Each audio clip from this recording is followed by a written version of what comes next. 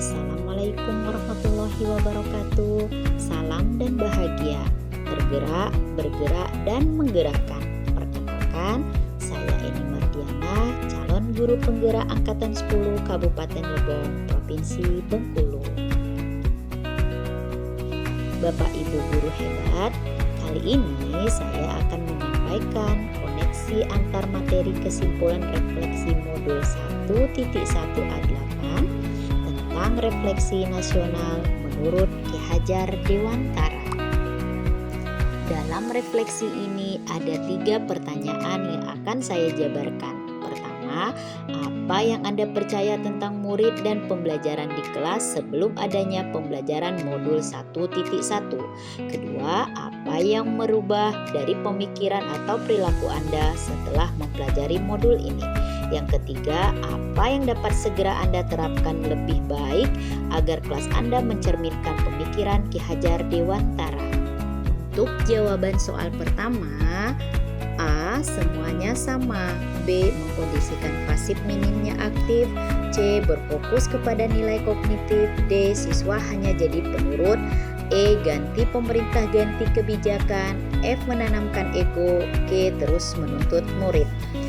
Sebelum paham modul ini, saya memandang siswa saya itu semuanya sama dan saya memberi pembelajaran pada mereka hanya melulu berdasarkan kemauan saya tanpa mempertimbangkan mereka mampu memahami atau tidaknya. Dan saya tidak memperhatikan kalau mereka memiliki skill dan kemampuan bakat yang berbeda-beda. Sadar tidak sadar, saya mengkondisikan mereka dengan cara pasif dan minim aktif. Selain itu, saya juga menganggap mereka punya kemampuan yang sama dan saya hanya menaruh kesan bahwa guru adalah sumber utama belajar mereka. Para siswa dituntut suasana belajar yang tidak bervariasi, cenderung begitu-begitu saja. Dan saya banyak mentransfer ilmu dengan metode ceramah, sehingga kelas terasa membosankan. Saya hanya berfokus pada nilai-nilai kognitif anak tanpa menyadari nilai-nilai kode etik lainnya pada siswa, seperti aspek kodrati siswa dan aspek budi pekerti yang mereka miliki.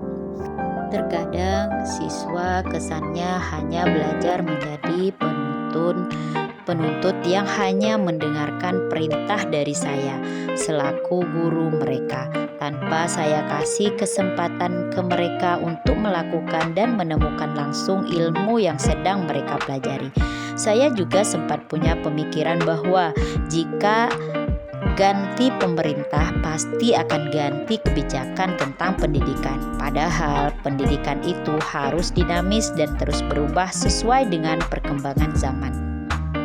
Saya suka menanamkan ego saya dengan tidak mau memahami bahwa pendidikan itu perlu berpihak pada siswa, tapi cenderung ke bagaimana supaya siswa bisa mendapatkan nilai yang bagus dan sempurna.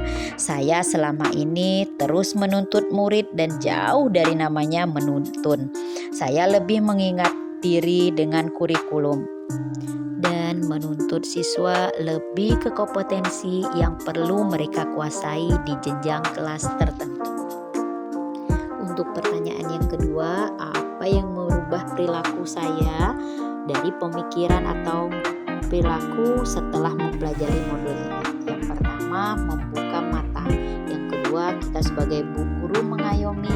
Ketiga, menjadi penuntun. Metode yang berpusat pada siswa.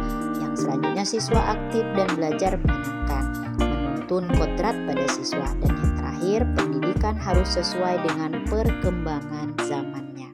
Modul ini sangat luar biasa membuka mata saya dan hati saya dan pemikiran saya yang mana tadinya saya menganggap siswa itu sama rata dan tak ada perbedaan antara satu dengan yang lainnya. Ternyata mereka memiliki kemampuan dan skill bakat berbeda walaupun masih minim dan belum terasa. Siswa memiliki keunikan sesuai dengan kodrat yang mereka punya. Dan tugas kita sebagai guru adalah mengayomi, mendukung, mengarahkan siswa sesuai skill, kemampuan, bakat yang mereka miliki agar kemampuan kodrat pada anak semakin terasah dan terarah. Dengan begitu, siswa akan dapat memperbaiki lakunya, hidup dan tumbuh sesuai dengan kodrat mereka. Selain itu, dalam proses menuntun siswa diberi kebebasan. Kita sebagai pendidik mampu memberikan tuntunan dan arahan agar siswa kita tidak kehilangan arah dan akhirnya membahayakan diri mereka. Sekarang pandangan saya terhadap siswa berubah setelah memahami modul ini. Siswa harus menjadi subjek dalam pembelajaran itu sendiri dengan bantuan guru sebagai fasilitator dan motivator dalam pembelajaran. Guru bukan satu-satunya pembelajaran.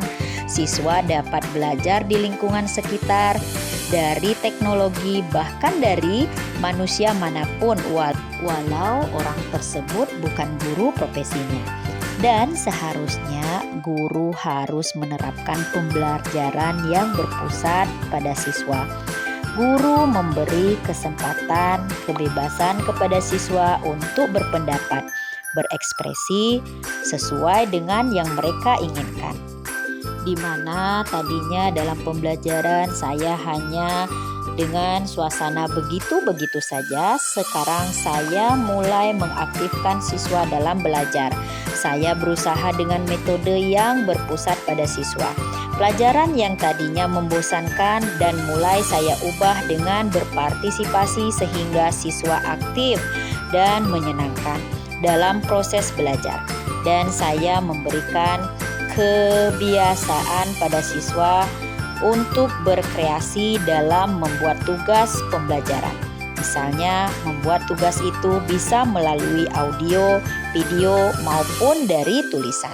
Dan saya sekarang menyadari bahwa pendidikan bertujuan menuntun semua kodrat pada anak agar mereka dapat mencapai keselamatan dan kebahagiaan setinggi-tingginya. Aspek kognitif bukan satu-satunya hal yang terpenting yang ditanamkan pada siswa, tapi semua itu harus diselaraskan dengan budi pekerti. Selain itu, pemikiran saya berubah di mana saya selama ini selalu kaget dengan perubahan kurikulum pendidikan. Kini saya jadi paham, pendidikan harus disesuaikan dengan perkembangan zaman, harus terus bergerak, tidak boleh monoton begitu-begitu saja. Pertanyaan ketiga yang akan saya terapkan adalah belajar berpihak kepada siswa sesuai kodrat alam dan zaman, mendorong siswa kreatif, inovatif, kritis, dan inisiatif. Budaya lokal menjadi sumber belajar, menanamkan budi pekerti dalam pembelajaran serta berkolaborasi dengan banyak pihak dalam pembelajaran. Adapun hal yang akan segera saya laksanakan, menciptakan suasana belajar yang berpihak kepada siswa, pembelajaran yang sesuai dengan kodrat alam dan zaman mereka, mengikut sertakan siswa dalam merencanakan proses pembelajaran itu sendiri, kemudian memberi dorongan dan memacu siswa untuk terus kreatif, inovatif, berpikir kritis, dan memiliki inisiatif. Saya akan menjadikan lingkungan dan budaya lokal menjadi sumber belajar supaya siswa mampu mengenali, melestarikan, dan mengembangkan kebudayaannya tersebut. Kemudian menanamkan budi pekerti melalui kebiasaan baik dalam pembelajaran. Saya akan berkolaborasi dengan banyak pihak dalam pembelajaran seperti masyarakat sekitar untuk menanamkan nilai-nilai pembelajaran dan budi pekerti. Adapun kesimpulannya, pertama, pendidikan adalah menuntun murid untuk mengembangkan bakat dan minat sehingga dapat mencapai keselamatan dan kebahagiaan. Yang kedua, pendidikan bukan mentransfer ilmu dan menilai saja, tapi ada penanaman budi pekerti dan mendidik sesuai kodrat alam dan zaman siswa kita. Yang ketiga, pendidikan sejatinya berhamba pada anak atau berpihak kepada siswa semata. Demikianlah Bapak Ibu guru bahagia semua dimanapun berada. Demikian tadi dan kesimpulan saya setelah memahami modul 1.1. Salam dan bahagia guru Indonesia. Assalamualaikum warahmatullahi wabarakatuh.